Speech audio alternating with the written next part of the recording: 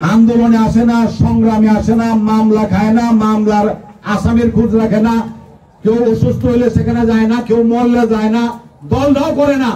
এরাই তাদের উপরে আবার সরা হয়েছে। তার কাছে সুবিধা নেওয়ার লাগি আজকে আবার আমাদের বিরোধিতা নামছে।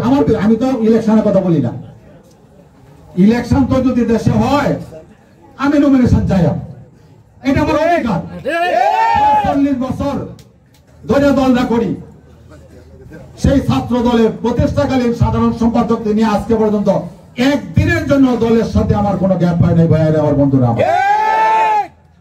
সকল আন্দোলন সংগ্রামে আমি ছিলাম, আছি, থাকবো, ইনশাআল্লাহ। একদিনের জন্য গ্যাপ নাই। তাহলে আমার চাওয়াটা কি অপরাধ? আর আপনারা যদি কই, আমিও যদি এই কথাটা এখন অ্যাডভান্স করি না, দেশে কি হবে জানি না, তারপরেও যদি ইলেকশনের পরিবেশ হয়, আমি যদি বিএনপিতে নমিনেশন চাই, এটা কি অপরাধ হবে?